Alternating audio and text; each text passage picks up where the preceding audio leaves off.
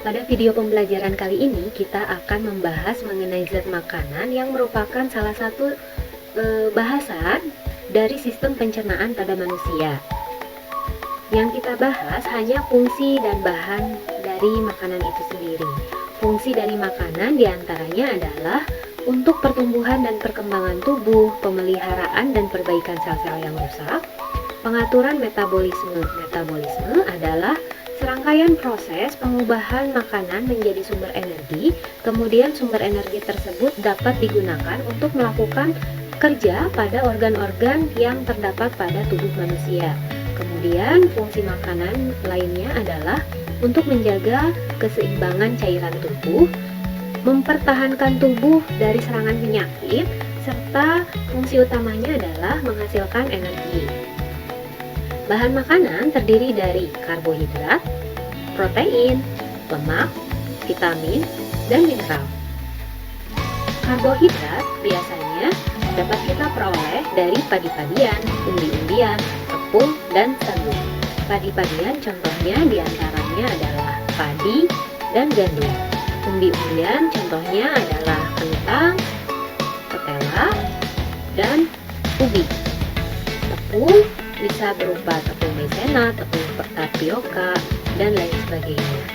Untuk 1 gram makanan yang menjadi sumber karbohidrat itu setara dengan 4 kilokalori. Kalori merupakan satuan untuk energi.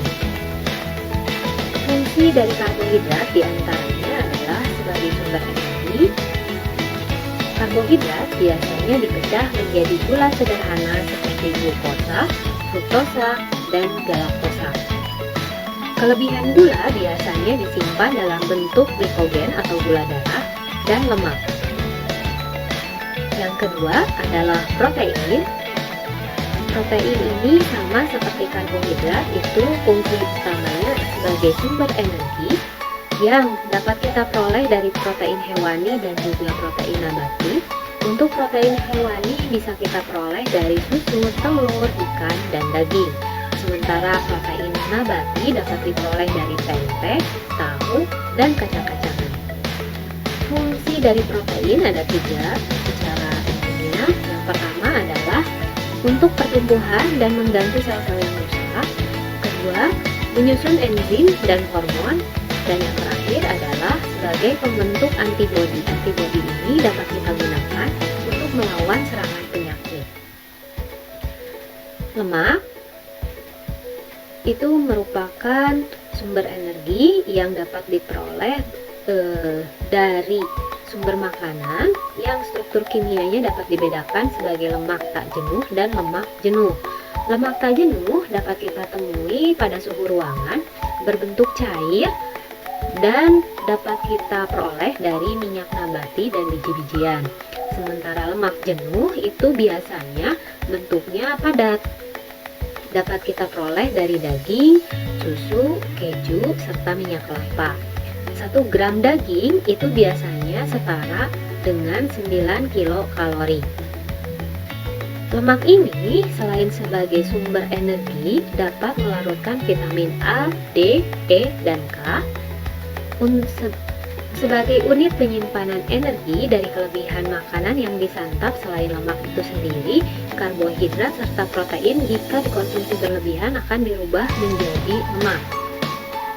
Selama proses pencernaan lemak biasanya disederhanakan menjadi asam lemak dan gliserol. Untuk vitamin dan mineral biasanya diperoleh dari sumber yang sama. Jadi satu makanan biasanya mengandung 2 atau lebih vitamin, mineral, atau juga sumber energi lainnya seperti karbohidrat, protein, dan lemak. Nah, untuk vitamin dan mineral dapat kita jumpai contohnya pada terong, kopi, bawang, ubi, tomat, pir, tung, dan jeruk.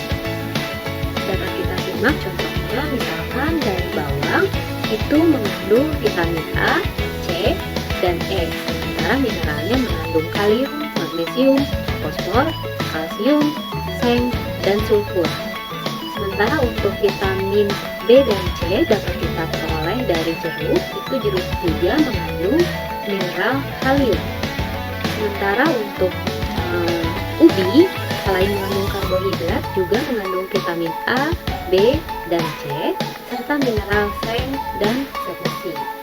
Nah, untuk fungsi dari vitamin, biasanya untuk mengatur fungsi tubuh, mencegah beberapa penyakit, contohnya vitamin A untuk menjaga kesehatan mata, vitamin B mencegah penyakit biri-biri, vitamin C untuk mencegah penyakit sariawan, vitamin K membantu penyembuhan luka, vitamin E untuk menjaga kesehatan kulit, vitamin D untuk menjaga kesehatan tulang. Vitamin itu jumlahnya dibutuhkan hanya sedikit oleh tubuh. Jika kita mengkonsumsi vitamin secara berlebihan, maka vitamin akan dikeluarkan melalui urin atau keringat.